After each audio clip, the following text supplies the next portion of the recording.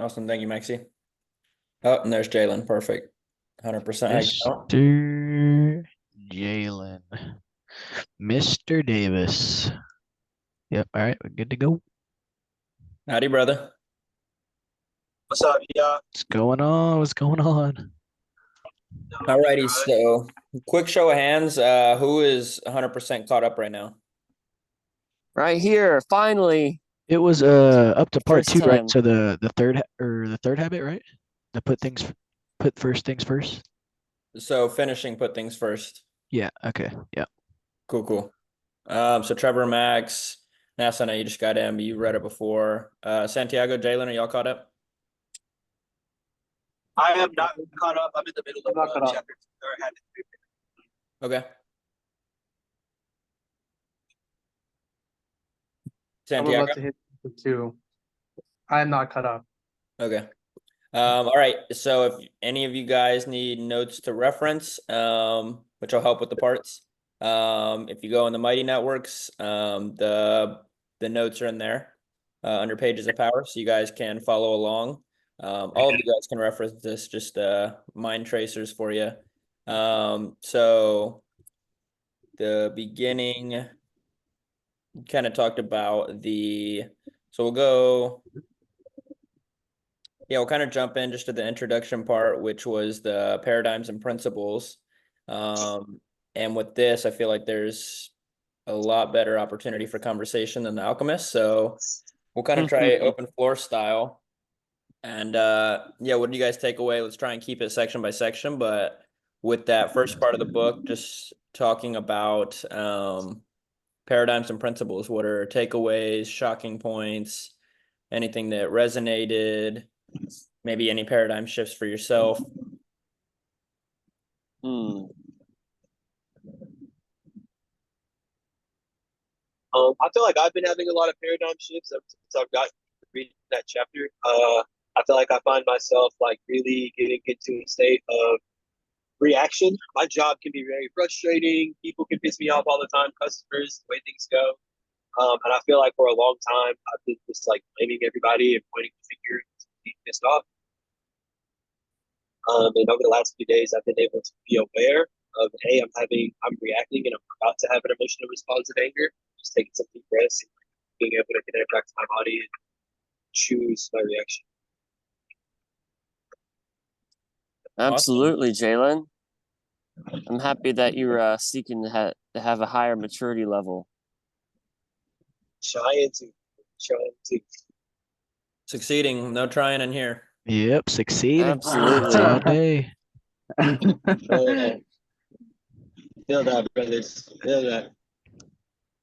One thing that resonated a lot in here, I don't even gonna say resonated, but kind of just like thinking about it was, I guess in and of itself, a paradigm shift, was when he talked about the 10 seconds of conditioning and how that can get us to see a certain way just by viewing something for less than a minute.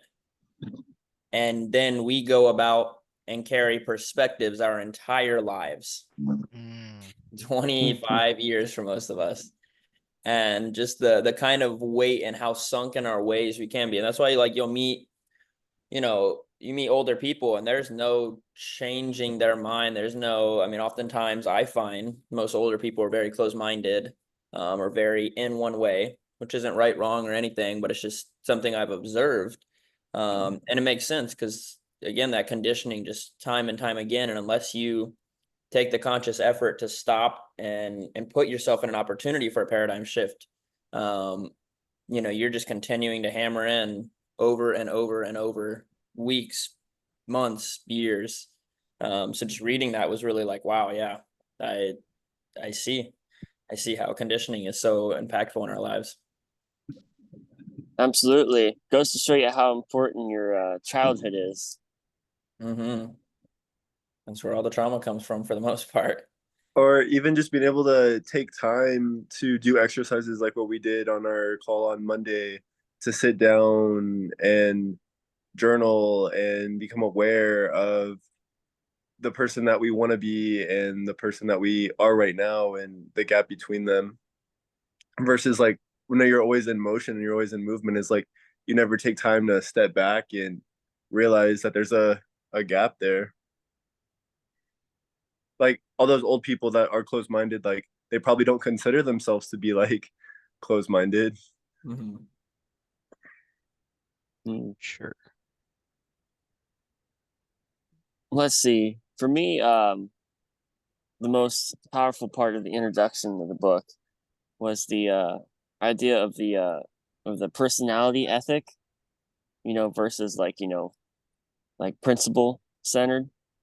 Like I just didn't realize, like how filled, my life was, with a whole bunch of quick fixes, and like kind of like I was always focused on like the maximum efficiency throughout your day, rather than focusing on like why you're doing something, or hey, like what's the fundamental principle behind it. So I thought that was a real interesting, paradigm view. Nice. Yeah, and you just get to completely understand it in a way that you previously never considered. Absolutely. Yep. And guys, just to be clear, in our book club calls, it's always conversational. So chip in, shoot whatever, open floor. So won't always be me directing. I'll pop in with questions if we get stagnant, but just talking and just diving in deeper with everything that came up. Sounds like a plan. To start that though, I will say, I liked. Oh, go ahead, you brother. go. I like the responsibility and like response, and then like space, like ability. Your ability to make a response is your like responsibility. It's like I feel like a lot of this chapter was about like being able to take ownership. Throughout this entire chapter, like he goes back to what I feel like in this container we call it like kind of like owning your power, or like not giving your power away. But if you are giving your power away, then like own it, and like have the self-awareness to be able to say like I have been giving my power away, and to not be stuck in motion thinking that you're doing like everything right and that you're just not getting the results that you want. I agree.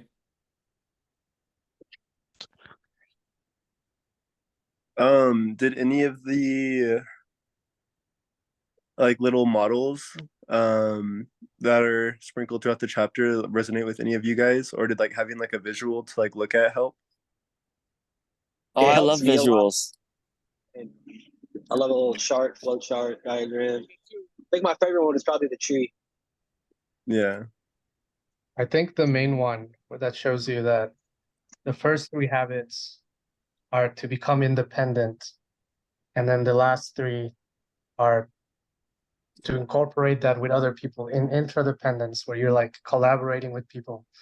And I don't know, the last one is on the top, but I think that's important. I like the fact that the first three habits are about just you owning yourself and like realizing that you have the power to be independent and you're not giving away your power. So I think that was Yeah, cool. I thought that was cool too. And I'd never really thought of things in terms of like interdependence before. Like I always thought like being independent was like a good thing, you know? That like Mhm. you kind of strive for like independence, and that like I didn't really know that there was like something to be like kind of like shooting for like after being Right. independent. But the way that he talks about interdependence like totally makes sense. Yeah. Well, he does like that's why the first three are about you getting your shit together. And then Yeah. now that you got your shit together, you can start collaborating with people in a way where you're independent, but you're also bringing people in to like facilitate or like just take you to the next level in that sense. Exactly. Mm. Absolutely. It says here on I was looking here at my book on page 51. I think where he mentions it, where he says independence is a choice only independent people can make. Mm. Independence is interdependence No, it's is a choice. interdependence. Yes. Yeah, interdependence is a choice only independent people can make. Yeah, and then it was also saying that if you're dependent, that you can't just skip to interdependent. You have to get to independent first, and then you can go to interdependent. So then whenever I was listening to that. But whenever I was listening to that, then I was wondering, so it's like if you're in an emotionally dependent like relationship, so like you and your partner are dependent on each other for validation, um, would you like practice being independent in the relationship and like being independent like within yourself before you are able to get to like interdependent, or would you just like break up with the person and then like work on yourself and then get to like interdependent? Or like if you're stuck in a dependent relationship, like how could you get to interdependent? Right. There's an example in the book where the author, is talking to this guy after a seminar, and he says, I'm having a really hard time. Me and my wife, we just the feeling of love isn't there anymore. That feeling of love is gone. What am I supposed to do? And the author simply states, love her. He's like, I don't know what to tell you. It's just I don't love this girl anymore. What are you saying to me? And he says, love her. And what he's saying is that love is a verb, and that the actions of doing love and and being loving is what creates that feeling of love. Yeah. So hopefully that answers your Fascinating. question. Yeah. Cool. No, I think yeah, in that sense for sure. of becoming independent is we tend to put the blame on the other person. Like the reason that my life is shit is because I'm with this person and they have these habits that are just like not allowing me to be 100% myself, you know? So we're making excuses. We're just saying it's because of this other person that we're not doing this, that, or whatever. So I think that's part of like the dependence thing or the being independent. Like start taking ownership of if it's not something that just taking control and not putting the blame on other people or those are they're definitely excuses that it's definitely a valid expression, but like the book says, like feelings are not what like people that are independent, they don't feelings are not the ones making the choices. Uh they're making the choices through their feelings. They're being rational in like, okay, this is what I'm feeling, but I'm gonna go beyond that feeling and do what I need to do to get where I want to be instead of just Yeah, getting stuck in that. It's a exactly. good one. 100%. I like that one. So even just hearing you talk, Santiago, kind of makes me want to ask what everybody's definitions like of independent. What is your definition like of independence? And then I was thinking like for me like there's that saying that's like if you go alone, you'll go far. If you want It's a to good. go faster, then you go with it. It's the Then you have like opposite. your oh Opposite. It's yeah the oh opposite. okay hit me with it, Nas. If you want to go fast, go alone. If you want to go far, go together. Yeah, that one. And then Yeah. if you want to be stuck on somebody else to get there, if you want to have to rely on somebody else to get there, then that's independent. And then independent would be going alone. And then interdependent would be going far with your group, with your team. Your team, yeah. Yeah.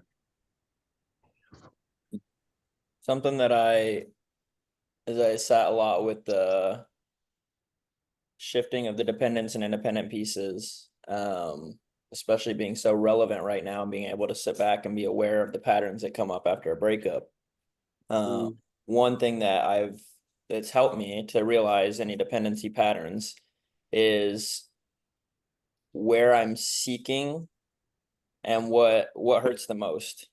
So, and this works in or out of relationship and with platonic friendships and stuff as well. But areas that you tend to notice more so than others is usually a sign of an indicator of one values, but also what you might not be giving yourself.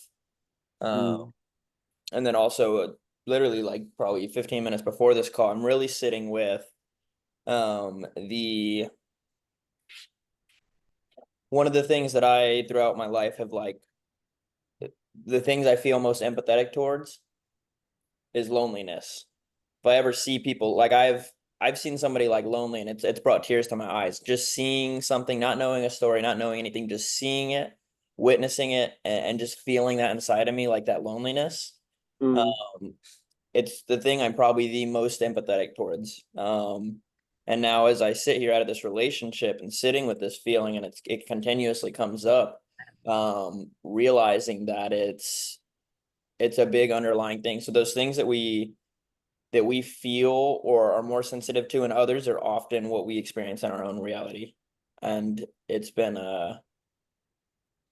like psychologically, I think it's probably my biggest fear, like really sitting with it is loneliness. So that yeah, just realizing where your empathy is towards has helped me to realize where my dependencies lie. Yeah, I think there's a lot of growth in loneliness.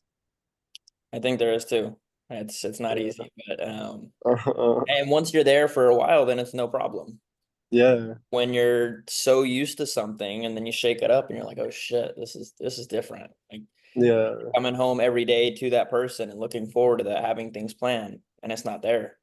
Um, definitely a big level of growth that gets to come from it though. Totally. yeah. So then they don't really talk about it in the book, but then how to love unattached. So it's like, how can you be in a relationship with somebody and also be like, love them so much and at the same time, like, be unattached to them? Yeah, I think personally think it's a tricky thing. I don't know. I think if you truly love someone, there's always going to be that grief when they're gone. I feel like that's inevitable, personally. What I've seen, one of the he's actually popped up in Austin at our workout before, but he's a massive relationship coach. And him and his partner spend intentional time apart, and I think they just spent like 3 months apart, like just like a reset. Goodness. No lack of love, no anything but that, but just like genuinely like he was out abroad and had projects and retreats and all this and intentionally like space apart, limited contact, and like, hey, let's reset, let's come back to ourselves, and then we get to come back to that abundance with each other. So in whatever relationship lies in the future, I would love to have an intentional practice around that. I used to travel a lot, but it wasn't an intentional practice of that space. And Yeah. I feel like it's really easy, and this all coming from my own paradigms, but I feel like it's really easy to keep that person just so close all the time, day in and day out. I'm sure there's couples that never see life without one another. I think that's very dangerous though to the identity of the self, dependency though. Mm-hmm. Sure. So then, yeah. So then to go into your next relationship, being proactive about that space and traveling. Yeah. One more thing I really want to add. I feel like I'll be complete after that, on this section at least. Is there's two quotes in here. You always reap what you sow, there is no shortcut. And then another one of saying, I don't know what Come again, Anthony. Can you say it again, please? you always reap what you sow. There is no Okay. shortcut. And so the example he gave is farmers. Like farmers have to work all year round for their harvest. They couldn't shove it all into the spring and expect to have a harvest. And then I'm not going to try and search it right now. There's also the point he made about doing that inner work, doing the like literally what we're doing in here, like building the awareness, practicing these things, talking about these things, being vulnerable. There is no shortcut for that type of work and that vulnerability and that emotional growth that we're building in here. There's no replacement for that. And to assume as such as like a get rich quick scheme, like, oh, I can just start changing this one outside result and things are better. But there's so much like underlying subconscious things that come from it. And yeah, you always I'm gonna need to repeat a few times before I remember. You always reap what you sow. I think that's a very good mantra to kind of live by. You go. Okay. I was gonna say, it's the only shortcut in life. The What? only shortcut in life There is none. The only shortcut is to show up, because you really never Mm. know what you might miss on. It's just keep showing up, showing up, showing up. The days where you keep showing up, you might get lucky. Because I mean, you're prepared. The opportunity could come your way. In anything in life, like just like this farmer guy. This farmer guy is, I don't even know the example, but if this farmer guy is working like on the field by himself every single day, and he's tired, and the day he's gonna miss out, it's gonna be somebody like 2 or 3, strong men walking, and they were willing to lend a hand, right? And then the day where he did not show up, he missed on the opportunity. So he could have, like, I think the only shortcut in life is to keep showing up. Just show up every day, because you might miss your lucky day. Yeah. Very true. Show up with intention and awareness And consistency. and aligned Mhm. action. Yeah, it reminds me of Tony Robbins' big emphasis in his book Unshakable. We might read that at some point in here. He talks about if you miss like, I forgot what it was. It was some crazy number. If you miss like the 10 best days in stock market history, like I think it's literally like 30% less than, or 50% or something like that, like significantly lower returns over the lifetime because you miss like the 10 best days. So like just sticking it out for the long run and staying in there. Don't try and play the market. When it's up, try and get out. When it's down, try and get in. Like, and okay to invest heavier when market's down, but like trying to play it all the time. He's like, just get the fuck in and stay, and stay every single day, and don't worry about the results. Like it's, if it crashes, like there's something detrimental with our society, and there's a bigger issue at hand than money. But his principle of like just staying in, because like Nasser said, like you missed a few of those important days because you didn't show up, and I mean you're missing out on a lot, and you can't predict when those days are. Mhm. Yeah. Are there ways that you guys feel like you've searched for shortcuts throughout your life? I'd say Well, more. I don't think there's a single person that hasn't. Right? What to say all the time. I feel like we all have. We all want, look, Whenever as humans, I believe as humans, we are lazy creatures. We always look for shortcuts. We always look for the easy way. We always look for the fast way. And unfortunately, life is not about that. yeah, I'm I pretty used to have sure a modded controller. Yeah. Here's what I believe. Why does it have to be quick and easy? Why can't it be hard and difficult? Because quick and easy and shortcuts, there's no value on that. Quick, hard, and difficult and pain, that's what gives value to everything. Right? And I don't know who I've talked to about this, but if having six pack was easy and not painful and everybody could get it, it would not be valuable. Same thing with being a millionaire. If everybody could be a millionaire, it was quick and easy and it was not like difficult and hard, it would not be valuable. I feel like the most valuable things in life are hard and difficult, and you go through it, and there's no shortcuts to that. Right? It's what gives it value. You earn that. It's not just like given to you. Right? Like a Yeah. nice body, you earn that. It's not just given to you, right? So it's got to be hard, difficult, and you have to go through it. That's what gives it value. Anything we do in the entire planet, if you think about everything that we do in the entire planet, it gives it value because it's hard. It's scarcity, right? People say supply and demand, right? Right? When the Yeah. supply is less, the demand goes up, and then obviously the price goes up, right? Scarcity is what gives everything value, because there's a lot less people in the world with six packs, or a lot less. That's where it's valuable. A lot less millionaires, billionaires, like, handsome, tall, beautiful, and sexy, and successful, and with money. All that stuff is hard to get. That's why I believe it's valuable. Now it's dropping some sauce. Make it spicy, baby. Yeah. All right, off, anyways. Pineapple. Well, thank you guys all for those beautiful shares. Go ahead real quick. I put that one in there for you, Nasser. But everyone go ahead, drop 1-2 big takeaways from this first section. Just in the chat real quick. These are going to be used for the reference guide with when I upload this video. So yeah, just 1, 2, 3 takeaways, like biggest takeaways from this section, and then we'll hop to section 2. You mean from what we just talked about right now? Yeah, everything we talked about and or anything you're recalling from that part 1.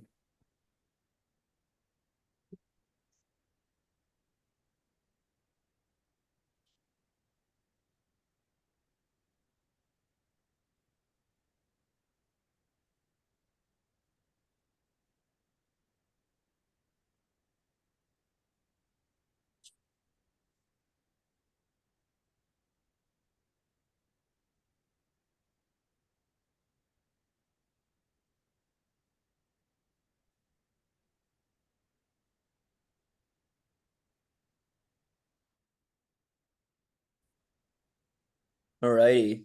Let's go ahead. We'll jump. We'll go habit by habit on this part, not part. So, the first habit, being proactive. Obviously, a lot of this is going to be interworked and correlating to the intro. But be proactive. Let's jump in. Any takeaways? If you guys have questions, you want to engage each other in, whatever it is, free flow.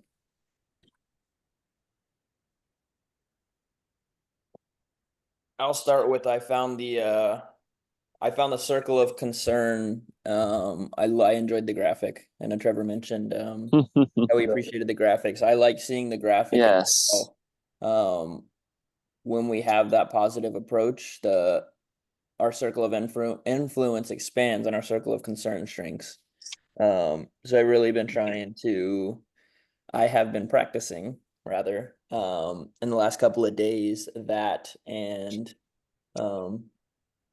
yeah, just recognizing what I can control in each situation. And I mean, too early to tell, but I've seen some things just seemingly go right, and specifically today, things just going right that felt like I was at friction with, maybe because of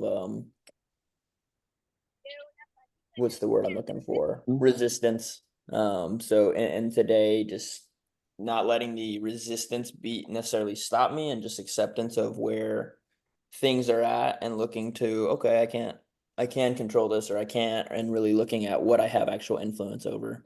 And today has just felt energetically better, along with some of the results that I was able to produce in different ways, not necessarily professionally, but So in your thought patterns, whenever you notice yourself like starting to give your power away, so then it's like, okay, like you caught it, and then it's like, I physically, like, this is 100% like out of my control.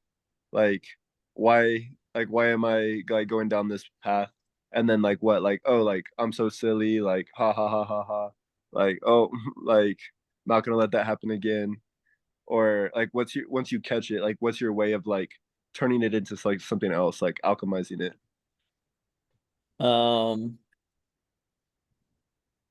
today in particular, it's literally just been like a let go. I have I mean, really the whole premise of the program, where it came from, was my struggle with power. And when I feel powerless, I will often get that shovel ready and just keep digging as deep as I fucking can till I can sense a feeling of power. And it still comes up, um like dealing with my apartment. Like, there's all kinds of shit's happened, and it's just like the price I pay. Yeah, sounds like a little snobby, but like today I was like, you know what, there's nothing I can do with them. So I just reached out and like the community group, and I was like, hey guys, this is kind of their feedback. Like, what do you guys think? Shit on the apartment. Absolutely shit. Every single person was like, what? Like, no, this place like has all these issues.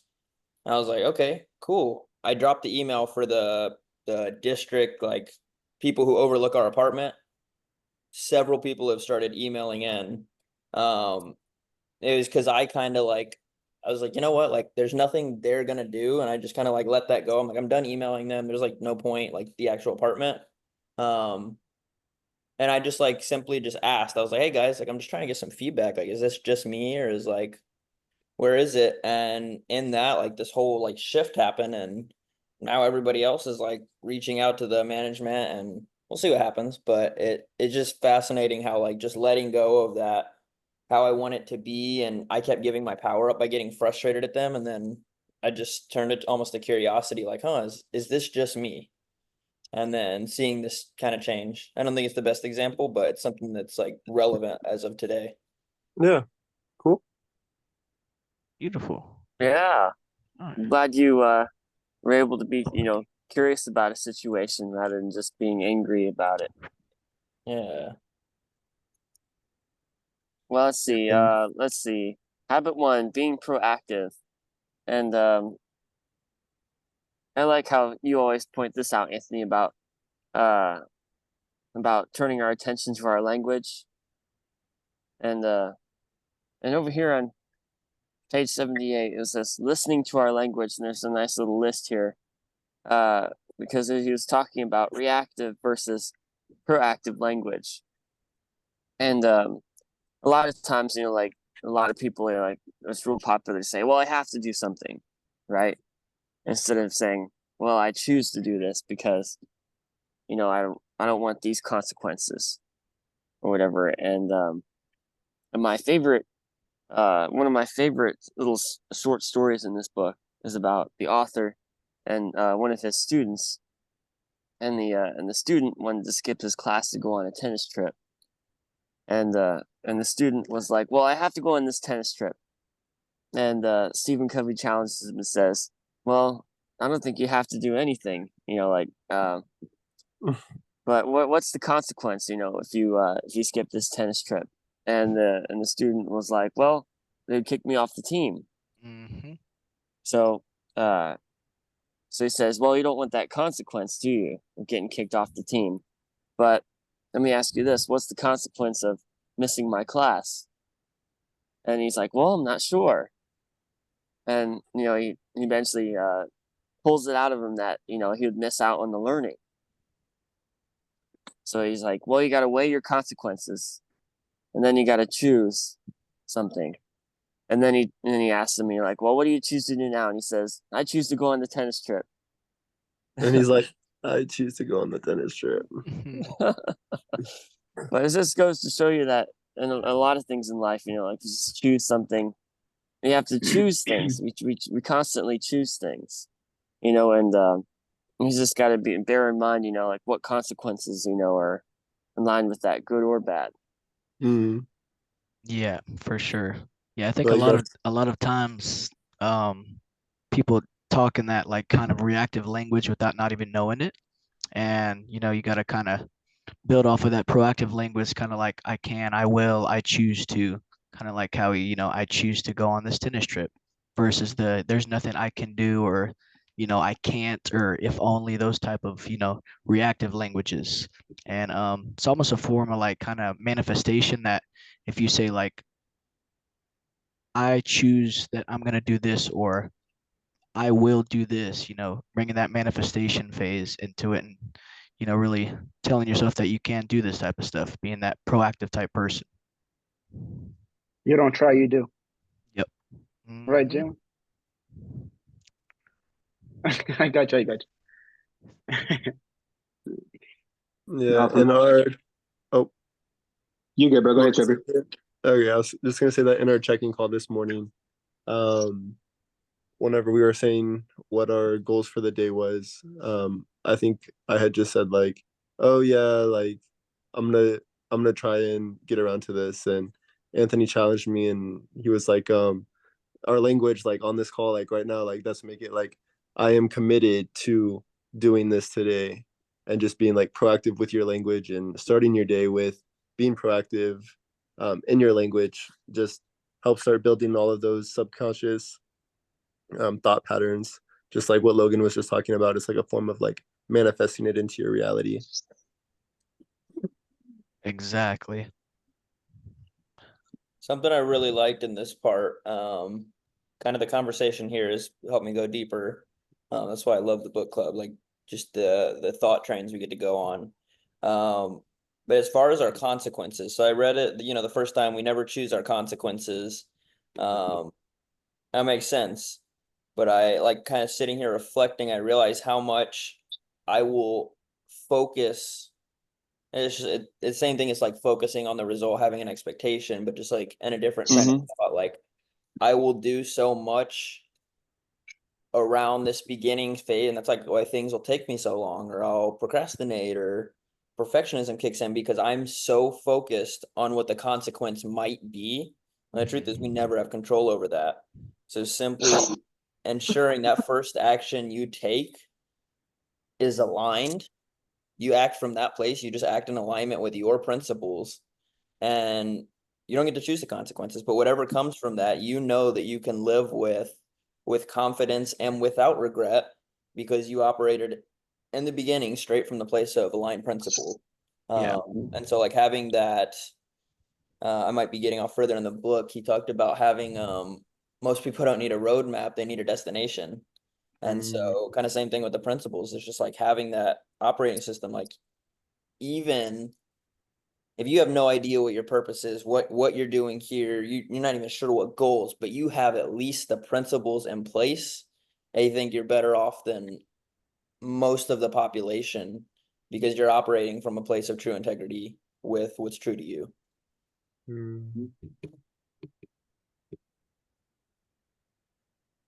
Thank you, Anthony, for that insight.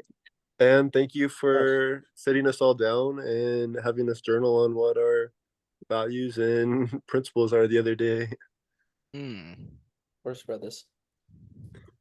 Kind of going back to the circle of influence. And at the very beginning of this container, or during the last book maybe, I had expressed, I think we all might have expressed, but I remember myself talking about how it was hard to hold presence for everybody and like show equal love to everybody and not revert to judgment in like I don't deem this person to having knowledge or to having like something that I seek or desire.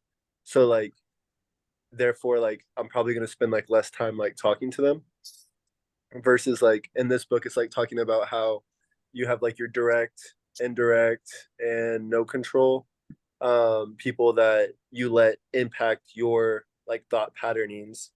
So then it's like you have your core inner circle of people that you can bounce ideas off of and that you can let like influence you. But then whenever you're like interacting with the world like outside of that, then like you get to show up like as you and show love and be present and hold space for people without letting it affect you or your thought patterns. So I liked the way that they used that model in this book. Two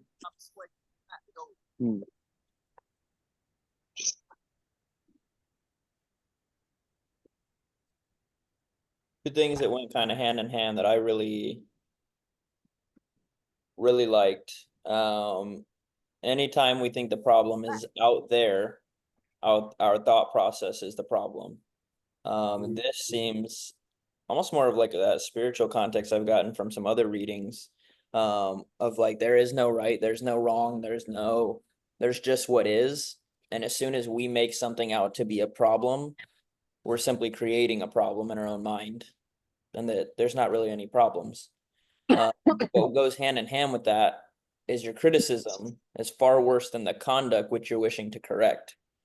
So when I read that, I was like, damn, that was a good one. Anytime we cast criticism because of something that someone's doing and we think there's a better way, like whatever it is that we're criticizing, the act of criticism in itself, especially energetically inside of us, is much worse or much worse than what it is that we're trying to fix or correct or condemn or whatever it is. So those were two things that really stuck out, and yeah, I felt like it was really focusing on like the energy around these things. So Right? So when you say there's no problem, are you making this a very general statement to be for every single situation out there, or is that like exceptional? Well, Does that depend on the situation, or is that like a very general statement? I think what Anthony was touching on was that circle of influence versus a circle of concern, versus you might be concerned about the presidential election, right? And you're really concerned about it, but there's nothing you can really do about it, except cast your one individual vote. But a lot of people will just continually talk about it for like at the office today, like I guess the presidential election was talked about for at least 30 minutes to an hour, not doing anything productive, just talking about that. And that's it's in our circle of concern, but isn't it really in our circle of influence? No. That's why the book was pointing it out, so you can actually focus on things that you can influence. the way I personally interpreted it, and thank you, Max, for sharing. was, yeah, is a very general, but like almost applicable to most every situation. And I think Matt Nasmi and you have had conversations kind of similar to this. I believe so. I know we've had disagreements, which is totally okay. Just different belief systems, but I think the intention there was like, this thing is happening, X, Y, Z, whatever it is. And as soon as I see that as a problem, I'm like, oh, this isn't okay. This is not like, this is a problem. It's simply because of my paradigm that I've deemed that this thing is a problem. My paradigm, my vision of the world, my perspective. In reality, that's just what is. And once I think that's a problem, it's my thought that is the problem. It's not to say that I can't try and affect that and change what's happening. But it doesn't have to necessarily be a problem. So I kind of took it as like an energy thing. Like when I see something as a problem inside of me, that's likely going to create like a dissonance from it or make me feel in a negative way, instead of like seeing something, recognizing, oh, this is this way. I would like to change this because I might prefer this thing, but it doesn't mean this thing is bad or it's a problem or anything like that. Just kind of my interpretation of what that was Yeah, intended. no, yeah, absolutely. I don't disagree at all. Like, I'm just thinking, like, my mind just goes everywhere, bro. And I'm like, this is not a problem. I mean, if somebody breaks into my house, that's a fucking problem, big time. We're gonna be throwing hands. You know what I mean? I can't just be like, this is just what it is. I gotta let it be. You know what I mean? My idea of what you just said, I don't disagree with you, but my idea is if you are in control, if there's anything you can do, then sure, you could be worried about it for a little bit, right? But again, you can't be carrying it with you forever. But if something that's literally out of your control, there's nothing you can do that just like brings you anxiety and stress. And I don't think that energy is what you want to carry with you. Again, I learned something from your sister. I will never forget. She was 19 when she told me this. I was like an older man thinking, I'm like, dude, I just learned from a younger person. What a day. She said, life is 10% of what happens to you and 90% how you react to it. Oh man, as soon as she said that and I sit down and start thinking about it, I'm like, holy fucking shit, this is some like deep stuff, right? It's really how you react to it, right? Like, and at that time, I remember, just give you guys a little example. I don't want to go off track so much. I had just broken a pipe, right? It was gonna cost me $2,000. She said, hey, this is just what happened. Like, there's really nothing you can do right now. So what are you really stressed about it, right? Whatever happened has happened. So she said, whatever you choose to do to react to this, that's what matters the most. Right. So I think that's what Anthony was basically like saying. It's just what it is, right? You can't carry it with you, from my understanding. Yeah. Thank you, brother. Of course. Right. Free book club, we can go off topic, it's wherever our minds take us. I would like to add something to that circle of concern. I think that obviously, like where we're sitting now, we might have vast circles of concern, things that we feel are problems are important to us, but our circle of influence is small. And I think that something that was like really encouraging for me is that over time, the more that you focus on the things that you can control and get into a greater state of being, your circle of influence grows. And for me, it's like right now, like I'm so concerned, like I'm concerned about being successful as a person, but I'm concerned a circle outside of my circle, something outside of my circle of influence rather is like uplifting other people within like the Black community. Where I'm sitting right now, I can't help anybody Black. You know what I mean? But once I grow my circle of influence and expand that and get into a higher state of being, I can definitely give back to my community and affect the things that concern me most. So I think that I don't let it cause me anxiety, but I let those things motivate me to be better so that I can grow my circle of influence to attack those things that do concern me later on down the line. Right. Great insight there, Jalen, that, the more we focus, on our circle of influence, things that we can change, it actually grows into our circle of concern. Mm-hmm. Yeah. I think that it's really cool that it kind of works in the reverse too. Like if you only focus on the things like are outside of your control, or outside of your influence rather, then that just continues to grow and you don't have any influence over anything going on. Yeah. Right. Getting into that reactive language there. Mm-hmm. Hey, Jalen, then you're just a feather in the wind. From happy place to sad place, from sad place to happy place. You have no control over your life. No control, bro. Just flowing with the waves. He talked about one quote he said was exercising your freedom day after day will expand it in every sense. It might not be the exact wording around it. That was what I took from it. And freedom in this case, I kind of look at what we often refer to in here as power. And just like every day, I like the idea that, and kind of going with that center of influence, is like it just continues to expand. The more that you step in every day and you're like, I have power over this, I have power over this, I have power over this, in some capacity. It might not be direct. At times it might feel like you have no control, but coming back to yourself, you always have that power. And the more that you do that day in and day out, it's again, it's that habitual piece. There's two ways to put ourselves in control of our lives: is the habits, making promises, keeping them, and setting the goals and working to achieve it. And the act of stepping into our power, which again, like the power practices that we talked about yesterday on the call, like making those promises, keeping them every single day, is just going to continue to expand, where we now feel free. I know from like the what have we been in here like almost 3 months? I feel so much more powerful. I feel more free, even amidst like one of the hardest times in my life. Like looking at it a year ago, 1,000,000% more free and more powerful. Doesn't mean every day's easy. Doesn't mean shit won't come up. But like looking from where we started to now, like just the act of practice and like keeping the habits with you guys, because my habits have gone way up from where they ever would have been, just with the accountability in here. So I love that, exercising your power every day to expand it. Muscle. We got to keep working it out. Mhm.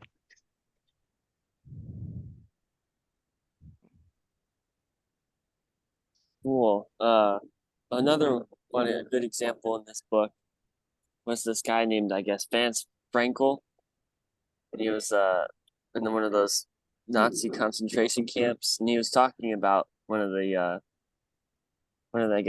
basic human freedoms, that you can't take away from somebody, is that I guess your reaction, to your situations and your circumstances. Of course, you might not have as many liberties as other people, but the way you react to something is under 100% your control. Yeah, I thought that part was crazy. And he said that he was even like impacting the guards, like their mindsets, like on life. Yeah, the name of that book, I read it a long time ago and I need to read it from a much newer perspective. But it's called A Man's Search for Meaning. So if you guys ever want to embark on that, it's a very short read. Man's Search for Meaning. Yeah, that one I was was reading that. I got like halfway through it. crazy. I couldn't imagine being in a concentration camp and finding or almost being like forced into like that level of awareness or finding it within yourself like that way. One of my friends spent, I forget how long it was, several months in prison though. And said that he biggest growth of his life for sure, but also found some of his deepest peace and just Yeah. really sitting with himself. And then another guy, multiple of you probably heard of him or I've invited you to an event, but that guy Garen was supposed to have several more years and he got out like super early. And I'll send it to you guys. A very good video though. He talks about it and how like he switched his energy so incredibly. And within like a week of that happening, I think they let him out like 5 years early out of prison. I can't remember the story, but just like people going through some of the hardest times, and that like it's gonna make you a better man or a bitter man, and you always have the choice every single situation that comes about. Mm. Let's go ahead real quick. Everyone drop takeaways from this section, part one. Big takeaways, anything that's coming up right now, and we'll hop to section or habit two. I know Logan's got to go at 7. Is anybody else short on time at all?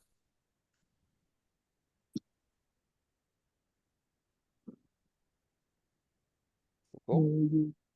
Maybe. We'll see. We'll probably be about usual time, about 7:30. So.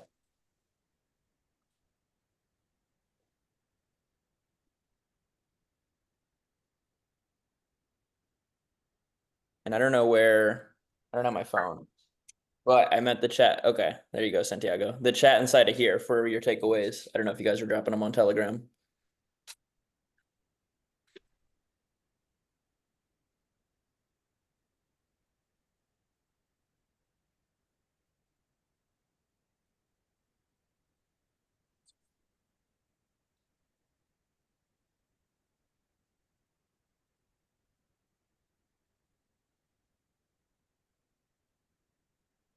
All right, jumping into habit 2. Begin with the end in mind.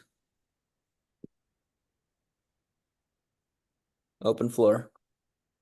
Something that stuck out to me, just how it kind of goes based off the principle that you should live your life, that each day of your life should contribute to your vision that you have as a life as a whole. So, it all comes down to, what's important to you or what your core values really are.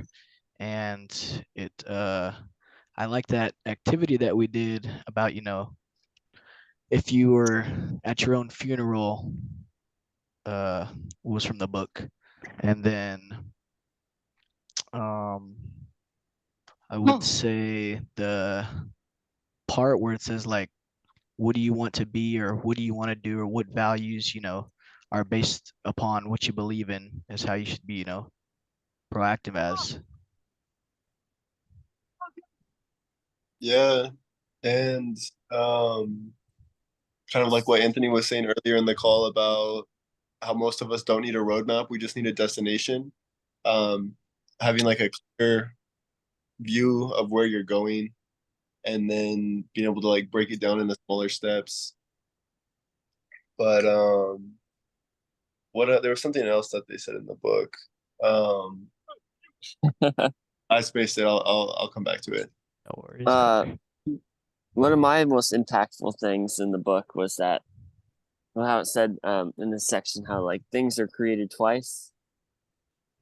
Kind of like you're generating the thought there, right? And then you're implementing the action. It's kind of like the difference between leadership and management. And of course we can go into that a little bit here. But I think that's really important. There's a lot of examples in the book, of how there's a difference between effective leadership and management. Sure. Yeah, I thought that difference was interesting the way he explained that, because I always kind of thought they were synonymous. And so getting a clear idea of how they're different was really cool. I really liked Habit 2. I think that the things that stood out for me the most were creating a mission statement, just like about how I want my life to look and how I want to lead my life. It's actually something that I intend to work on. Just creating a vision and a clear, defined path, like we're talking about. And then I also really enjoyed like the way he described the centers. I realized that I have like 6 centers, so I don't really have a center. They're 6 different pieces. And trying to get more aligned to being just principle centered and value centered, rather than having my center shift with any given circumstances or scenario.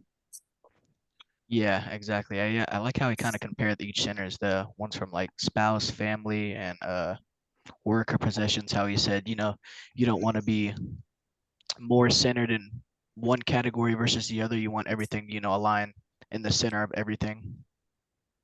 Yeah, what was you guys's what resonate, or rather what centers do you feel like you guys are, how have you been operating from? Maybe it's not something you're proud of, but like where do you feel after reading this? I know it gave me a lot of clarity. Where do you guys feel like your centers have been recently? Oh, I literally highlighted all of mine. I was like, you gotta work on all that shit, bro. I feel like feel like- security. You said which one, Jalen? Or I'm sorry, Trevor. I said security. I didn't see that one on there. Is there another piece that was tied to? Oh wait. I feel like a lot of them correlate back to a sense of security. Yeah, finding security in the wrong things. I feel like personally mine, especially after having gone through the breakup, I feel like there is probably spouse, money, Mm. and pleasure are probably like my three that have really been heavy. And then self as well. Yeah, I'd say mines would be money and then self for sure. Definitely mainly revolving about those two. My centers were spouse, family, money, work, possessions, and self. Hmm. I'll have to say, like, I'm pretty centered. I was pretty centered on family, work, and possessions. I think I definitely probably a year ago, I feel like mine was like so heavily possession. I feel like it led me to playing life on such a defensive front, which I've talked about in here sometimes, but just like safeguarding everything that I had built to some degree, no matter what it was. And that looked like business, that looked like relationship, but it felt like all very much like this is mine. I need this and I can't lose this. And that was what life for me a lot of time was oriented around, was the defense. Yeah.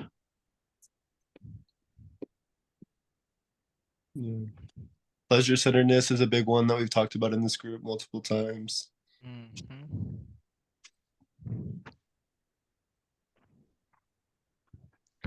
Money centeredness is a big one. Which one? Money centeredness. Hmm.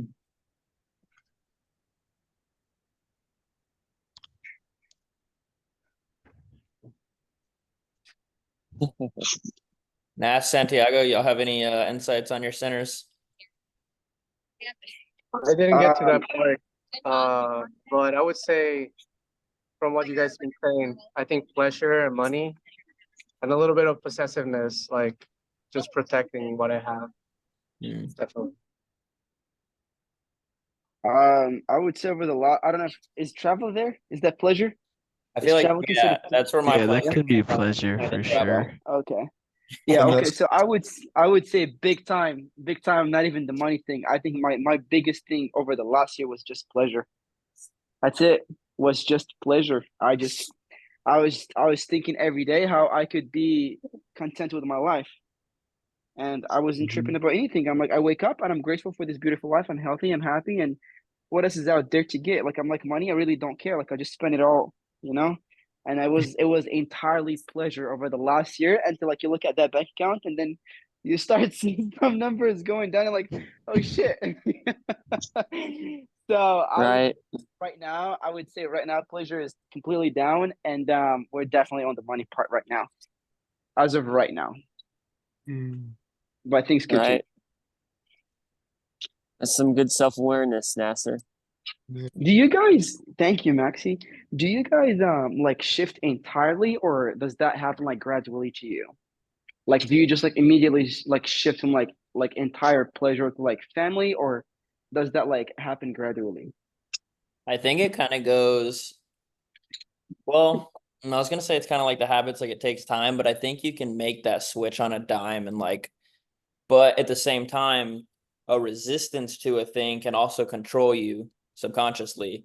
So like if you're like, oh, I'm not gonna focus on money, I'm not gonna focus on money. Truth is, it's still like running your subconscious.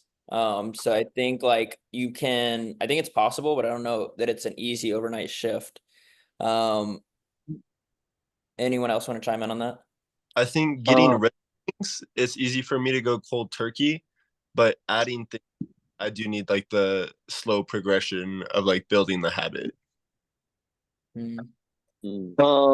For me, I feel like I've always been a very family oriented person. I would have never called it my center though until last year. I had dealt with like a lot of family trauma, like really like back to back to back. And it just like pulled me into my family in a very unhealthy way. And so it kind of created that center on its own within like quick tragedies happening right after the other. So some of them are developed, and I think some of them can be, like you said, drop of a dime. Right. I think a lot of emphasis in this book is that we are creatures, you know, that have like self-awareness so we can change our habits and our ways of being. But I think those centers that we were just discussing, for me, is kind of like more of creating an identity around them. Like if I created an identity around possessions, like that identity for me is not going to go away the next day. Like when they say possessions, like a lot of people, like when they create an identity around it, it's always about having that Rolex watch or having the fastest car or having the nicest place to live. But I feel like you do hear stories of people like having ego deaths and like Yeah, completely switching their paradigm like at the drop of a hat or overnight. right. But for me, it's centering it around an identity. Yeah. Any of you guys feel, I'll ask two questions here. Anyone can hop in. Any of you guys feel like you've truly at any point lived on a principles basis? And do you have any resistance to that? Maybe like there will be resistance in like shifting it to other things, but do you have any like cognitive resistance, like hearing it like, oh no, I can't make that switch? Or how do you guys feel about it? Because it talks about like the right way of being is to orient around principles. So curious on food for thought there. What you guys think? I gotta hop off, but y'all boys have a good rest of the call. We'll peace Love you, out brother. later. Love you too. Hey, Logan. Bye, Logan. Adios. Adios, Bye. boys. See you, man. Catch you later. I feel like being principles driven is like idealistic, and it's like something that everybody should shoot for and that everybody that everybody should implement into their lives.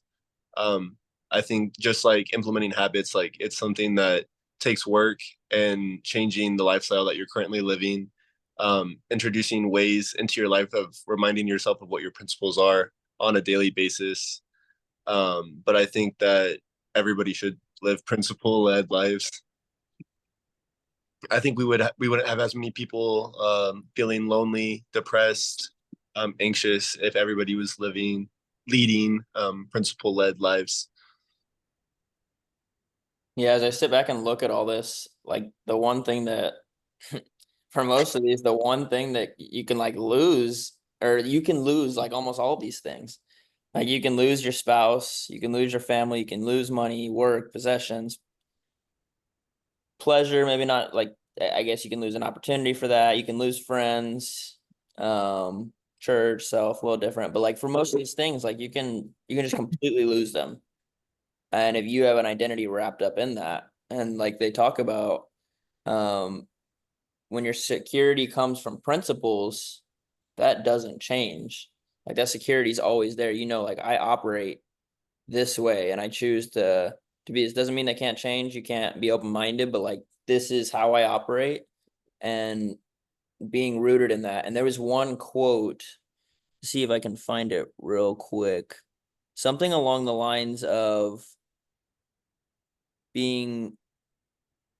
not being able to handle change if you're not rooted in your core, or something like that. If anyone remembers that. Oh, people can't live with change if there's not a changeless core inside of them. I read that, I thought that was really deep. Like the people who can't change are because they know inside, or maybe like inside of them, they know that they will be swayed with whatever is changing in their external reality. So if you know, like, oh, if I go through this breakup, I'm going to be destroyed. Like if that's your genuine belief, that means that at your core, you change with that thing. So by being so glued to these things and not having a core inside of you that is rooted, like having a core based in principles, that doesn't change. So when change occurs outside of you, it doesn't change the way you are, because you've built this core that stands strong through the storms. Yeah, I think that's kind of where, or what this container is like helping us all build, is a core that can weather the storms. I've noticed that like for me, if I'm around people that are waking up at 6 a.m. and working out, then it's easy for me to like wake up at 6 a.m. and like work out. But if I'm not around like those people, then all of a sudden like it becomes super hard to wake up at 6 a.m. and work out. If I'm not around people that are drinking alcohol, then there's no desire for me to drink alcohol. But if I'm hanging out around people that like to drink, then all of a sudden, then like there's a part of me that like wants to drink. Or same thing with diet and like eating. And it's like I'm aware of like the desire and the being around people that have these habits is like a form of me being weak. And there's a desire to be strong enough that you can go anywhere. I think like one of the more like spiritual references would be like you can like walk through hell and like not be tempted. Yeah. Do you feel that you've built more like a more firm core?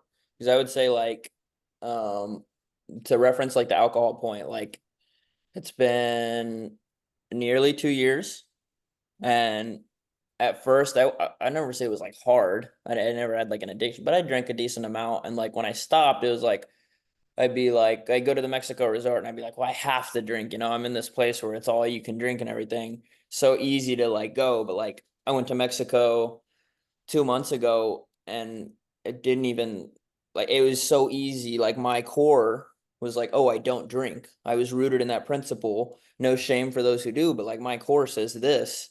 So to go there and be in the environment where, I mean, we were at a party hotel. I didn't even realize everybody was drunk. My core didn't even wither. I was like, I don't drink. So that identity was so rooted that by being there, I wasn't influenced by the environment that was different from my. So do you feel, Cool. Trevor, that you've built that core stronger, or you feel like it's still kind of reliant on who you're around? I feel like I am currently building it stronger. But I have noticed it like I've been traveling like the last couple of weeks. So there are some things that I'm like good at saying no to, and then there's other things that like I do get like weak for. And it's like if I was by myself, I wouldn't touch alcohol. But then like if my sister and brother-in-law are like, "Oh, do you want a glass of wine?" Then it's like, "Okay, like we're drinking pasta and like sure, like I'll have a glass of wine." And like same thing, like if I'm by myself, like probably wouldn't drink alcohol. But if I was in Mexico at a party hotel, then it's like I would probably like, like have some alcohol versus like being somebody that's like very rooted and strong in the like I don't drink, like that's poison to my body and I choose not to poison my body. Yeah. Thank you, brother. Anyone else Yeah. want to add on there? Yeah, I do. I feel like I've experienced, and I don't know if this is like a value or a principles thing, but over time, just like in my life, I've always felt like I've had to be a different person in different rooms. Like I can be one way with my family, I can be one way with friends, I can be one way with my girl's family, and like and I've always had to just like wear these different faces, just to I call it masking, basically masking in different rooms to either be accepted or be. I may be either shrinking myself or doing something that I don't want to do or not showing up authentically, and I guess it is like a principle thing. I'm not showing up true to who I am. I feel like there are some things that I take with me in every room that don't change, but there are things that like change no matter like change depending on where I'm at. You know what I mean?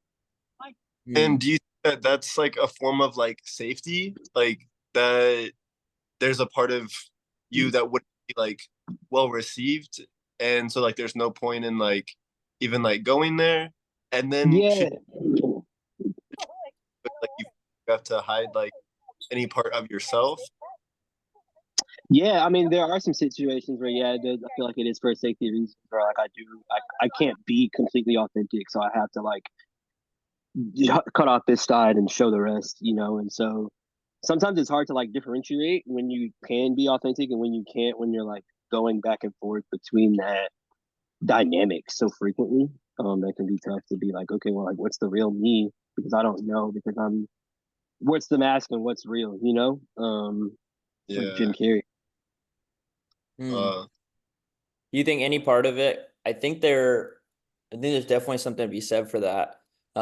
Just to play devil's advocate, do you think any part of it, like being in a different place, will elicit different things out of me? I think I've gotten a lot better at this. When I hang out with my family on Friday night, I operate totally different than I do with like my Friday morning like wellness crew. Both places I'm like, and I'm getting better with the family one, but like almost always like full of energy, enthusiastic, abundant. it just comes out in totally different ways. I don't feel like one is hiding myself. It just brings out different energies. So do you think that aligns? It's probably a swinging pendulum. Yeah, so there are some you're right, because you're right, like I love going to the Friday wellness group, but I wouldn't show up the same way that I show up with my family hanging out. But I am still authentic in both of those spaces for the most part. And then there are spaces where it's like, okay, like I gotta hide, I gotta be something that I'm not, or like keep up appearances so that everything's okay. So I think it's a little bit of both. And I think maybe being aware of that and trying to be mindful of when I'm showing up inauthentically or when I'm just showing up differently, but still an authentic, just another version of myself. You know what I mean?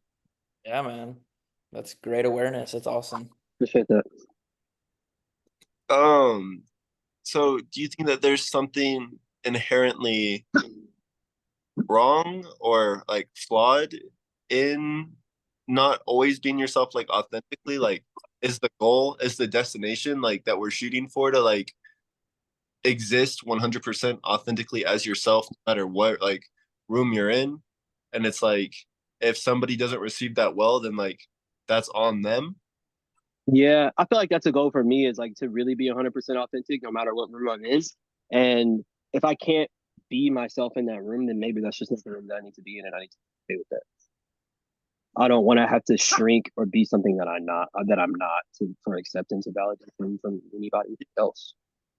And Yeah. then if being authentically in your power makes anybody else uncomfortable, then like again, like that's on them, and you don't have to like dim your own light for anybody else. Yeah, exactly. Yeah, and I think the key is showing up with that respect and love. Like you can show up in a way and people be completely bothered by it, but you're being authentic, you're being loving, you're not condemning anyone, putting anyone down, and it might just be too much for them.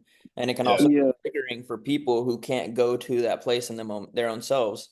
And I've So noticed that myself, like where I see, I won't say it triggers me, but I'll see people like dancing. Sometimes there are, Thursday men's workout or different places, and I'll see people dancing and I feel judgmental towards it. And when I really sit back and reflect, it's like, well, I wish I could be that free where I didn't care what other people thought. And it's almost like a projection. And they're able to go to that place, and who's to say if that's authentic or not for them, but they're able to go to that place and I don't feel like I'm comfortable enough to do it. So I'll see myself judging in that space. That is not their problem in the slightest. no, yeah, it's not. And then oh yeah. I had a question, but I was being present and it didn't come back up, so it wasn't meant to be. There you go.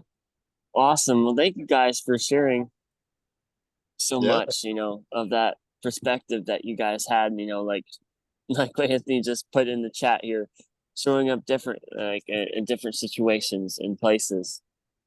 And we got to choose to come from that, changeless core instead. A good example of that in the book was writing a personal constitution, you could say, a lot like the United States Constitution, like principles, that we need to follow, no matter what changes come through in our lives. For instance, I have a identity around being chivalrous. Like, I don't think that'll ever change in my life, like opening a door for the lady or paying for lunch or paying for dinner. That's just something that's deeply ingrained in my life. It's just being chivalrous. When a lady's cold, or or if for something she's carrying is too heavy, I'll carry it. That's just the kind of guy I am. It doesn't matter who else is around or who's there. Because you were just talking about chivalrous in 2 words. Do you just want to drop real quick how your date went? Oh, is that what we're doing? If you don't feel comfortable, you don't have to go. But you were just talking about women and stuff, and I remember that you had a date, and I didn't want to take up too much space. So I was just like 2 words.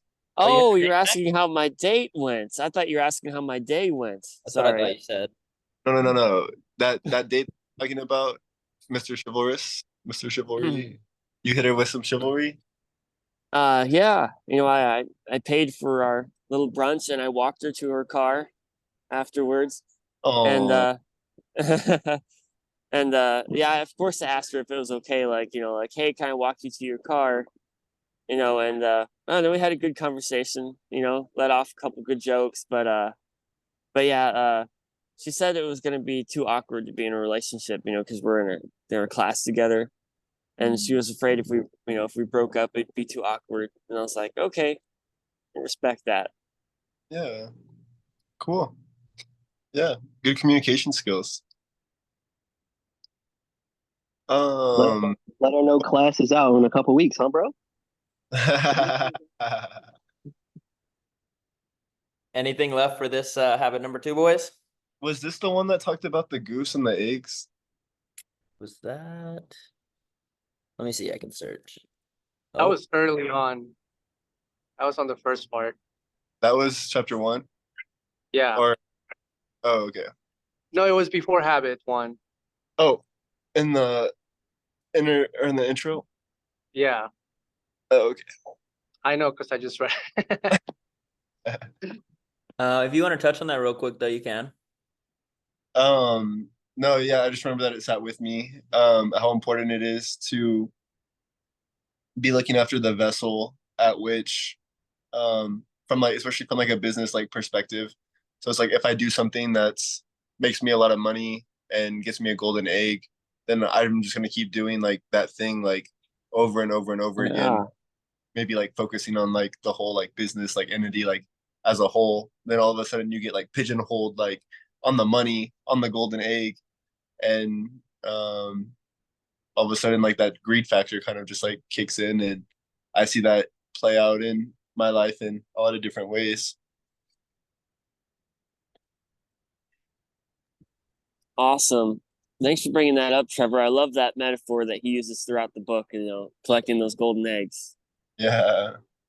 So, and then I guess too, so then the other thing too is like, if we only reap what we sow, or we only sow what we reap, we only reap what we sow. If we only reap what we sow, then sometimes I get confused on where golden eggs come into that. Because I feel like a golden egg is like kind of lucky, right? Well, no, there was this. Well, you know how the tale went, right? In Aesop's fable, Yeah. where he wanted to get all the eggs at once, so he decided to kill the goose. Yeah, but like he had a goose that was laying golden eggs. Like not every farmer like had a golden eggs. In the story, it is like a luck thing. He just had a goose that gave him gold eggs. But in a sense, too, is like you build a business and is bringing that income in, Yeah. and then it's just the idea of like you start to neglect it because you just want that paycheck. So you just do. He had an example of like a guy that had a clam chowder restaurant and he got bought out. And like so the next owner just watered down the clam chowder and people came in, he got profit because yeah, people were coming in, but at some point they lost trust. They're like, this is not the same. So he just lost all his like business from doing that. It's just that idea of like maintaining your business, just your asset, keeping your assets with integrity and the service with integrity, so you have like that business coming in, so you're not just like wanting a quick buck, Or even creating different avenues for you to get blessed with a golden egg. Like if he never had a goose in the first place, then he wouldn't have had a goose that could lay golden eggs. So this isn't being aware and appreciative of what you get and what you have, and just And being proactive. proactive Yeah. about maintenance and just keeping your whatever your business is, your assets, your human assets, your physical assets, all that. Yeah, I feel liked, like. Go ahead, bro.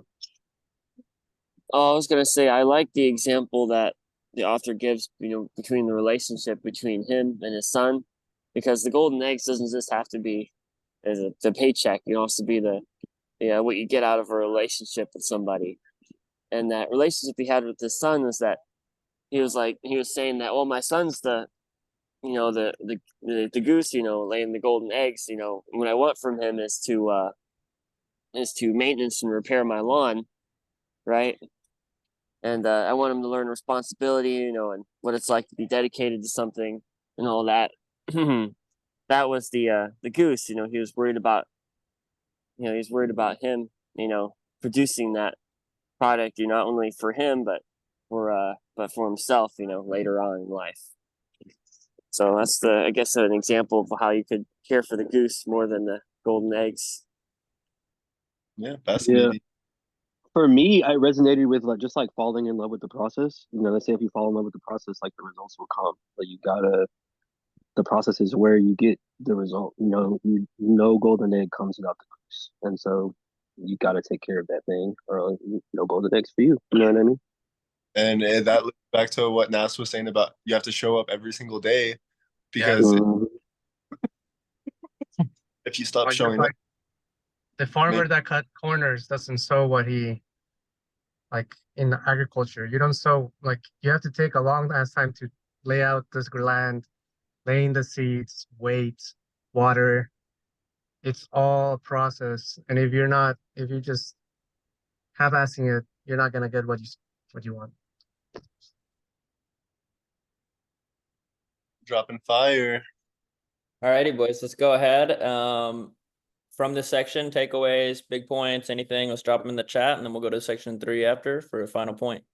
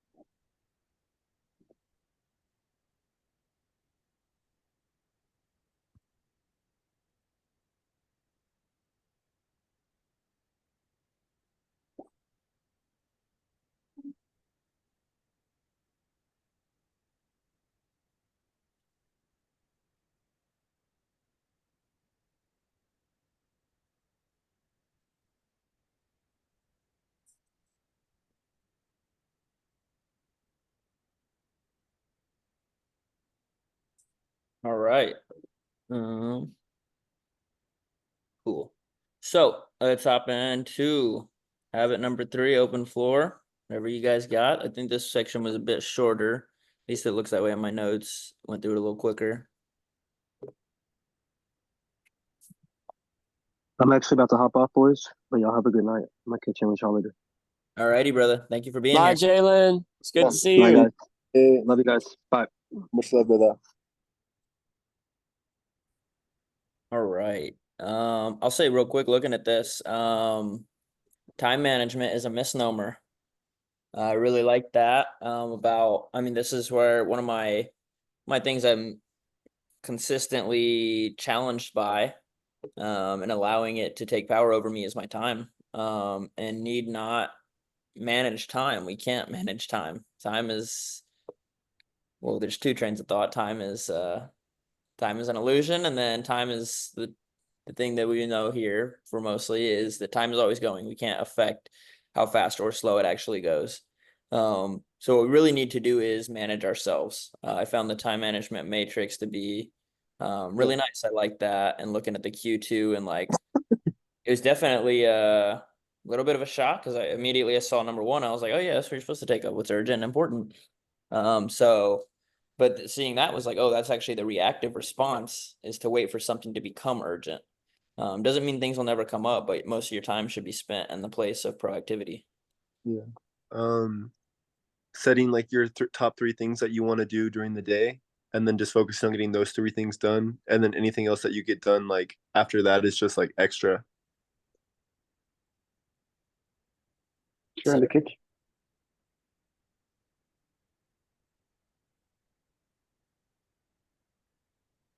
let's see. For me, one of the most impactful things I saw in here was the that time management matrix with the quadrants. It's just dividing it into quadrant 1, 2, and 3. Dividing it into between like urgent and not urgent versus important and not important. And a lot of times, like I'll find myself in quadrant 1 a whole lot, right? Just like magnifying my own crises and when you're focused on that in life, like I've seen it from my own eyes, is that your crises seem to kind of like multiply, right? And then when you want to escape from those crises, I would jump to like quadrant 4 and do something that was like unimportant and unurgent, which is like watching Netflix or watching television. And so yeah, right now I want to be a lot more, principle focused and a lot more proactive and focus on my character development, which would be like in quadrant 2. Nice. Yeah, I feel that when you spend so much time in quadrant 1 and then you just end up not even getting anything done and then switching to Netflix or whatever to make yourself feel better. But then the next thing you know, you're falling asleep and it's the end of the day and you didn't get anything done. Or you're like, oh, I need a brain break.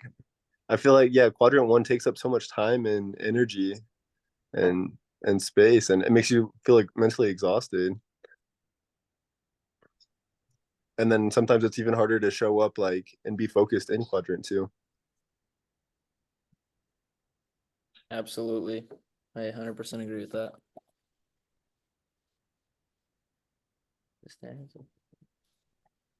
So then kind of goes back to being able to catch it, have the self-awareness to recognize it at the beginning, recognize that pattern, recognize the loop inside your head, recognize that you're spending time, space, energy in quadrant 1, and then alchemizing all of that into a workflow or a way to being productive. You feel like that's pretty easy for you? No. Yesterday, so I've been doing this, I've been working on these ads for one of my friends. I'm doing some remote work, and so I filmed all the ads last week, and now I'm like trimming them up, and it's like super tedious, and I have to wait for like files to download, and it like if I just like sit on it and focus, it'd probably take me like an hour 30 to do like one ad. But like as soon as like my mind like starts, and I have like 8 of them I need to do, but it's been taking me like 5 hours just to do like one, because like my mind will like start like drifting while I'm waiting for like files to load, and then I start getting like overwhelmed because now I'm like trying to like focus on like multiple things like inside my brain, and then I'm like, okay, now I'm feeling overwhelmed, so I need to take a break, and then I like go do something else, and then it just becomes like a huge loop, and it ends up taking me like way more time to get a simple task done instead of. But yesterday I like sat down and then just like mentally like locked in. And I was super like mentally tired after like focusing for like an hour and 30 minutes like straight. But then I got it done in an hour 30. And it felt good and it felt like rewarding.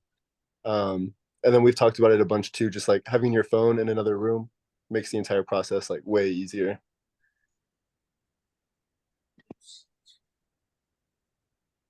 Right? Our phones can be a big source of distractions. Yeah. I appreciated the practice of identifying our roles as well, as a way to kind of create balance and where we're putting our energy. It's so easy to get, I find it personally very easy to get caught up in one role. Most often time, I mean, it will be one of my business roles, of which I carry, 3 or 4. So easy to like, oh, I get stuck on this, and it's like, oh wait, have I even acted as a individual today? Have I acted as a good dog dad today? Have I acted as a good family member today? Whatever the other role is.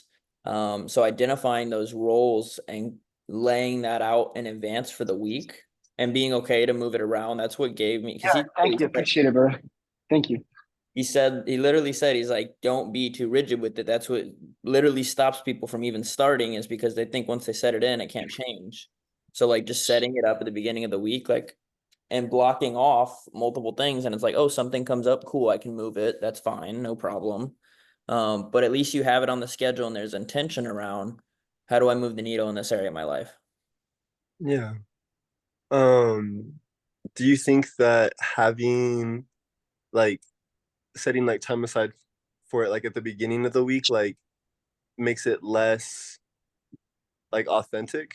Like instead of like, oh, whenever like I'm thinking about like my grandma, like I'm gonna like text her or I'm gonna like shoot her a call, but instead it's like, or I'm just gonna say family. Whenever I'm thinking about my family, I'm gonna let them know that like I'm thinking about them, versus like, okay, between like this time like every single day, I'm gonna allot like this time to texting my family So or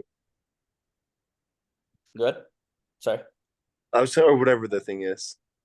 You can substitute family, whatever. Gotcha. So what I think off top of my mind, just hearing that, is I just started my practice of like dropping in with somebody different every day. Just to let them know they're appreciated, loved, acknowledged.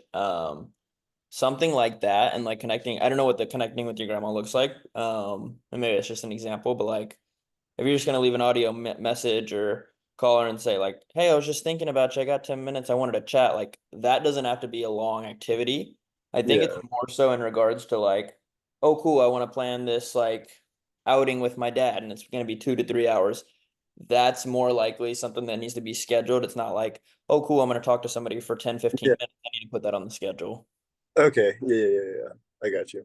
Makes So sense. yeah, I think like those bigger things that are really going to be time consumptive, um that's what that's where I would generally think, or that's how I would go about applying it.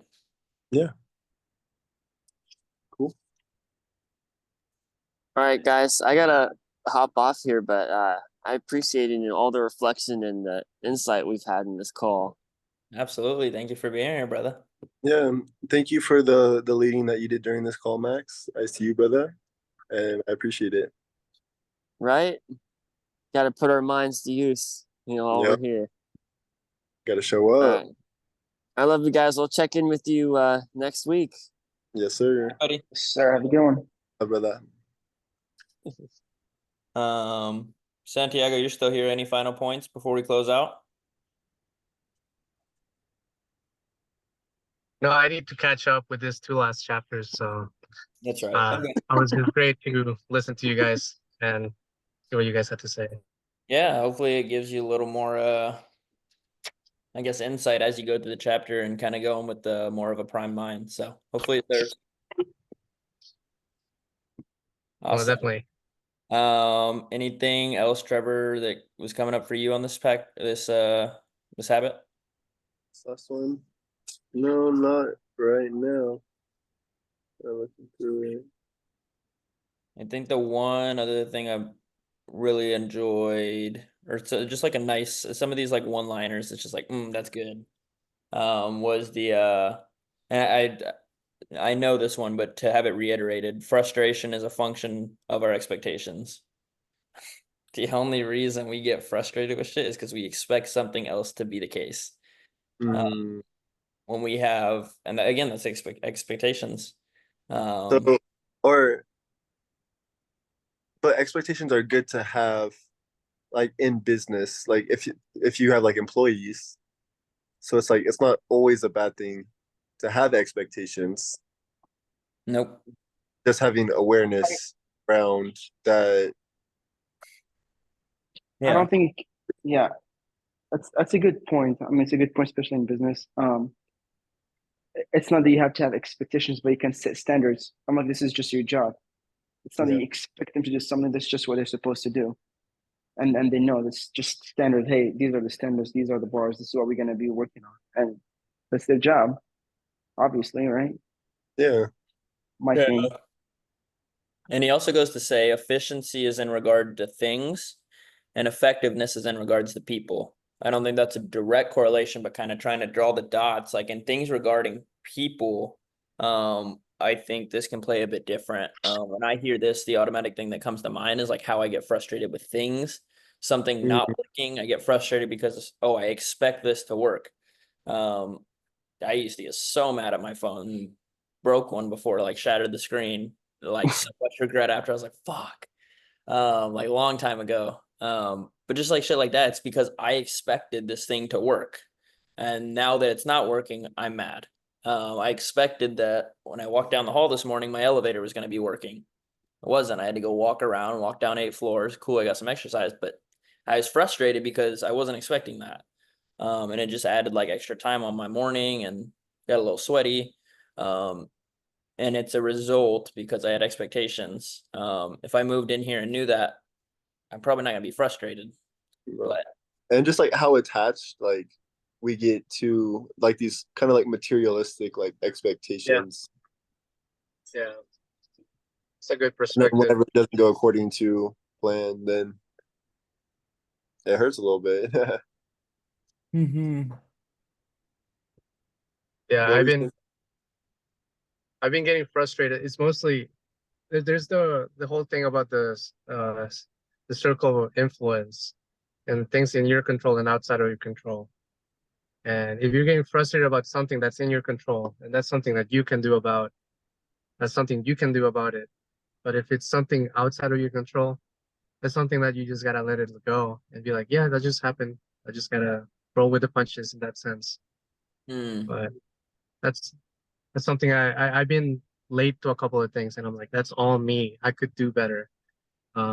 So I was just thinking about when you were talking about that. I was just thinking about when that happens to me. yeah, thank you for sharing. That definitely draws dots for me. How I was talking earlier about the times where I get frustrated for silly things. That's usually the things I have no control over. And then I'll still be mad. So looking at the center of influence when the anger comes up and like really identifying that, okay, what can I do here? And again, sometimes it's valid though. Sometimes it's like, no, this person actually did something that's really crossed my values, my boundaries, and I'm really frustrated. I need to feel this. I need to release this. That's valid. A lot of times it's not the case though. So just knowing when to be logical about things and dive in and when to like just feel. Yeah. Yeah, this book seems just to bring a lot of awareness over just basic human actions and reactions and just day-to-day things that we can be more aware of, you know. Yeah, I And still we're find not taught this shit in fantastic book. school. What's up? Like this is like basic human like stuff, right? But it's like we're not taught this shit in school. Or not. Yeah, Shade thrown in, and people want to keep you in ignorance in a lot of senses. So it's just being aware, and it's not people. Sometimes it's just society as a whole. Like life just gets busy, and you don't pay attention to those things. So it's just taking the time to bring yourself to learn and become more attentive on what's in your control, what's out of your control. Yeah. That's like it comes down to that. What's in your control, what's out of your control. And a lot of with the society component, if you really look at like why a lot of things don't change, if we really take it down to a personal level, it's like, oh, because you're so attached to this thing. If this thing changes, well, now you change with it. That's a problem that you can't face because you're so attached to this thing. And if people were more rooted in principles, you'd probably like if people actually sat down and wrote out their principles, there'd probably be so much alignment in the world, and we'd be looking and like, is this really aligned? Or oh wait, you're devaluing a human life for $1? I could probably see a lot of things that would change if people were to actually orient in principles. Yeah. It goes to that changeless core. People aren't rooted in that. Mm-mm. So yeah, it was like I remember whenever I was a teenager, I was like, I feel like the whole world should just like all do shrooms at the same time, or Oh yeah. You had Okay. like this kind of like, what if we all get in the same boat and kind of align ourselves? It's really hard to get everybody to work together. Yeah, That's why. NASA would probably be in for that world shroom trip. yeah. That's like the shroom. Yeah. I just like drop a big DMT bomb like on the world, and just like there's just like DMT in the air that everybody's breathing in for like a week. Hey, boys, I'm gonna hop out. I'm gonna get into the sauna right now. It was great catching up with everybody. It's definitely great insights. And I'll catch you next time. Enjoy your All right, sweat, brother. later, Enjoy, dude. brother. Love you. Thank Much you, brother. love. I love you too, bro. All right. Talk to you guys later. Bye bye. All right. I think that's about it. If you guys wouldn't mind, we're down to 3. If you guys wouldn't mind just dropping any takeaways. I know Santiago, you haven't read to here, but hopefully some takeaways. This is Mhm. just stuff I put on the Mighty Networks as a reference point later on for people. So if you guys wouldn't, I'd appreciate that. Oh, and while you're writing, I thought this one was actually good. Well, there's so much good stuff in here. The enemy of the best is often the good. I thought that was just on The the money. enemy of the best is often the good. That's crazy, right? You just settle, man. It's so easy. It correlates like when I say I like used to play defensively, I was not operating at my best, but life was so damn good. And I think it's a very, I don't want to say trap, but it's a hard harmony to constantly strike because you find like you want to be grateful and appreciative of everything. And you can do that so much to the point where it's like, oh, I don't have to do this. I don't have to work hard. I don't have to go do this because I just appreciate everything just the way it is. Yeah, so but I feel like that's spiritually bypassing. It is 100%. Yeah, yeah. So I feel like maybe not so much right now, but in the past I've definitely struggled with like, oh, like, is there even any point in like pursuing like entrepreneurial like journeys and like my financial goals and like everything? Or do I just I'm so grateful for the life I live and I'm so full of love and just go show everybody a whole bunch of love like my way through life. Yeah, I think it 100% comes down to principles. This book Yeah. is solid. Like getting clear on those principles. If you're not attached to any like, I don't even say attached, but like the reason that you're doing the stuff you're doing, like for me, I'm here to truly empower men and like help them step into that power. And after reading this, like help them be effective. So Mm. that is my purpose. That is why I'm here. That's what I'm Right. to do. And if I can get to this place where it's like I could get so complacent and happy in my life where it's at that I completely miss out on this greater purpose. So the principle inside of me is like, I'm here to serve. I'm here to do this thing, and that's a principle of mine. And to not do that, to not pursue that, to not invest in this endeavor, and like just having invested in this thing I did to reach more people, like that would be a form of me orienting back into the self-centeredness, and not my principle center. Yeah. So Yeah. yeah, I think finding your principles and what they are, and there's no right or wrong. Like if you find out like, cool, I'm not entrepreneurial is not like part of my path. It's not a wrong answer. Yeah. Right. Right. Definitely. Yeah. Mm. And I've found it kind of, I've seen dismissive energies around people who are not entrepreneurs, especially as I'm more getting into this like fixation on this. I see people like this is the right way of being and like almost downplaying somebody who doesn't want to pursue that path. I've And been there. I've been path is, there. Yeah. I don't think that path is for everybody, for sure. Right. Yeah. I used to go around saying like, why don't you have like Dreams higher or goals. dreams or goals? And they're like, you know, some people just enjoy where they're at, and that's okay. And like just I was imposing on this. I was like, why? Like it would be so much better. I'm like, I can't. You can't. It's not your place. If they want to, great. If they don't, great. I mean, it's like Yeah. So, no, but I do. Oh, yeah, you finish. no, Sorry, I didn't it's mean to all interrupt. good. Yeah, I got. Go for it, Trevor. There are a lot of people that had dreams that ended up needing to work their 9 to 5 job to pay rent, to pay their kids, or yeah, to take care of their kids, and then they forget like what that dream was, and then those people aren't happy.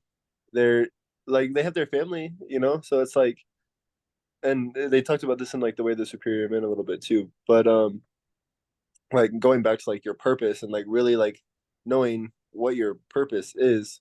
So I think then being able to like maybe ask questions, or like what Anthony's doing right now is like inviting men to reclaim their power, and reclaiming your power is going to bring back like what your purpose and what your dreams are. Right.